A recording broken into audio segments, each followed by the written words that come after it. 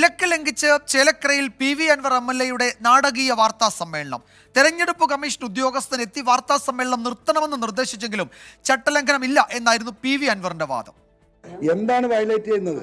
ഏത് ആക്ടിന്റെ ഏത് റൂളിന്റെ അടിസ്ഥാനത്തിലാണ് വയലേറ്റ് ചെയ്യുന്നത്? ആ ആക്ട് പറയൂ, നിങ്ങൾ കാണിച്ചു തരും. നിങ്ങൾ വെറുതെ വന്നിട്ട് പിണറായി പറഞ്ഞു വിടുന്നതിന് വന്നാൽ നിങ്ങൾ വിവരം അറിയും. ഞങ്ങൾ കോടതിയിൽ പോവും. ഈ നിയമം അതിനെ അനുശാസിക്കുന്നില്ല. നിങ്ങൾ ആരുടെയെങ്കിലും എന്താ പറയാ പിണയാളുകളായി വന്നിട്ട് കാര്യമില്ല. നിങ്ങൾ വരുന്നതിന് മുമ്പ് ആ ആക്ടെങ്കിലും നിങ്ങളൊന്ന് വായിച്ചു നോക്കണം. അല്ല, നിങ്ങളെ ഇലക്ഷൻ എന്ന് പറഞ്ഞാൽ എല്ലാവർക്കും ഉള്ളതല്ലേ? അത് എന്തിന്റെ അടിസ്ഥാനത്തിലാണ് നിങ്ങൾ വന്ന് അതൊന്ന് വായിക്കൂ. പത്രക്കാരൊന്ന് കേൾക്കട്ടെ. പ്രസ് കോൺഫറൻസ് നടത്താൻ പാടില്ല 40 years ബിഫോർ ആ കോൺഫറൻസിൽ നിന്നൊന്ന് വായിക്കൂ.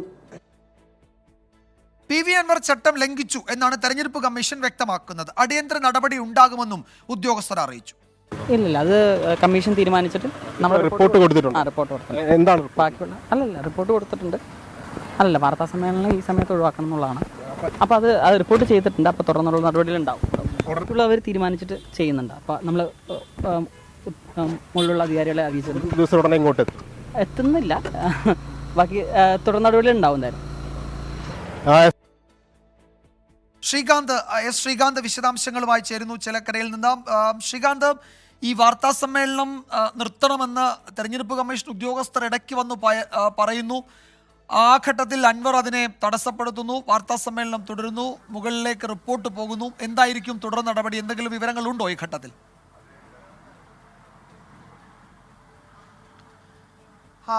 ചേലക്കരയിൽ ഇന്ന് നിശബ്ദ പ്രചരണത്തിന്റെ ദിവസമായിരുന്നു. പക്ഷേ വെടിക്കെട്ട് പൊട്ടും പോലെയാണ് സംഭവ വികാസങ്ങൾ ഉണ്ടായത്. രാവിലെ 10 മണിക്ക് പി വി അൻവർ എംഎൽഎ ചേലക്കരയിലെ ഒരു ഹോട്ടലിൽ ഒരു വാർത്താ സമ്മേളനം വിളിക്കുന്നു. ആ ഘട്ടത്തിൽ തന്നെ സംശയം ഉയർന്നു, ഇന്നിപ്പോൾ വാർത്താ സമ്മേളനം വിളിക്കാമോ ഇല്ലയോ എന്നത്. എങ്കിലും മാധ്യമങ്ങൾ എത്തി, മാധ്യമപ്രവർത്തകരെത്തി, ഫ്രെയിം വെച്ചു. തൊട്ടു പിന്നാലെ വാർത്താ സമ്മേളനവും ആരംഭിച്ചു. ഇതറിഞ്ഞാണ് പോലീസും അതോടൊപ്പം തന്നെ തെരഞ്ഞെടുപ്പ് കമ്മീഷനും എത്തിയത്.